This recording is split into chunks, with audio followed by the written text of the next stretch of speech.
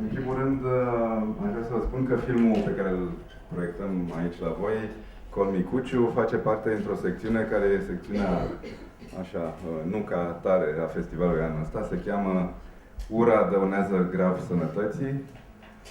Și cred că e unul din filmele cele mai reprezentative pentru felul în care ura începe să se manifeste și se infiltrează așa, încet, încet, pervers și perfid. I cried like a baby, I ran out, I saw like the whole world was empty, I had nowhere to go to. I needed someone to talk to, and then this friend of mine, he said, "Oh John, the truth has come out, grow up." And I said anyway, the milk has spilled, what to do?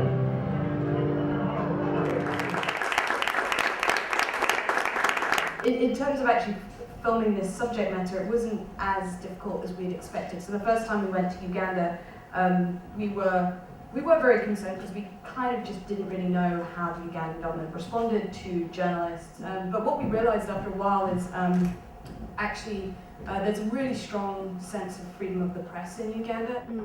How was it for you to kind of cover it all, from the local families, local neighborhoods to a UN meeting? Yeah, no, that's a good point actually, and I think when we part of the inspiration for this film was that I heard this story about one of the activists who actually only appears in the film pretty briefly, but a transgender activist called Victor Mukasa, who a few years ago sued the Ugandan Attorney General for police harassment, and he actually won his case in a Ugandan court. And when I first heard about that, I was just kind of blown away. I was like, wow, like, I had no idea there were these LGBT activists who like that strong that existed in Uganda, and I also had no idea that the Ugandan judicial system was independent enough. And so that was kind of our initial impetus for starting to research the film. And after our first trip there, which was soon after the anti-homosexuality bill was introduced, we came back to the US and we saw all this coverage of the anti-homosexuality bill. And what we noticed was that the New York Times and the BBC and CNN and whoever else, when they covered it, they were really only focused on the issue of American evangelicals persecuting LGBT communities in Uganda, which obviously was a very important part of the story, and obviously in the US that was an important thing to focus on. But the narrative really seemed to be a narrative of victimization, and it really seemed to be all about these poor little African gay people who were being awfully persecuted by American evangelicals.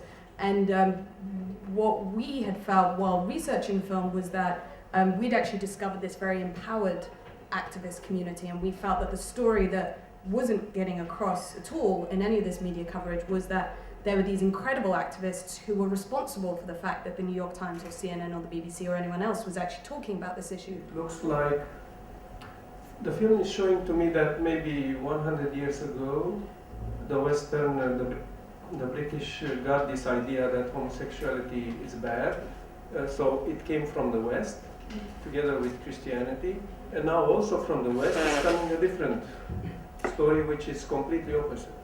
So in neither these two situations, nobody is taking just more time to look into the society and to see and to respect their beliefs. Up until just a few years ago, it was more or less, even though these sodomy laws existed, they weren't really enforced, and being gay was kind of seen as something kind of strange that like some people did kind of secretly, but it wasn't something that was persecuted to the extent that it has been in the last 10 years. And again, that's kind of a result of the evangelical influence kind of coming there and telling people, oh, actually this thing is evil and we should be enforcing these sodomy laws. So I think that's a really interesting dynamic, that most people assume the extreme persecution is coming from the traditional culture, and the impression we get from the activists is that that's not so much the case.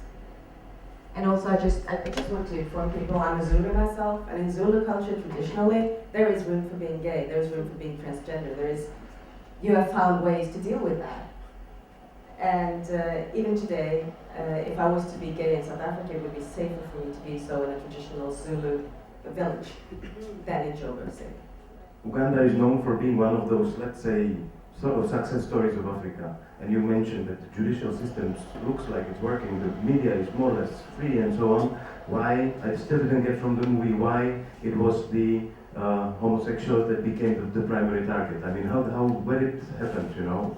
I mean, I assume Malik has already touched on this, but has such direct ties to the evangelical Americans that have been going over there. They're very direct. They're like, the gay agenda is coming for you. You've been chosen by God to fight back.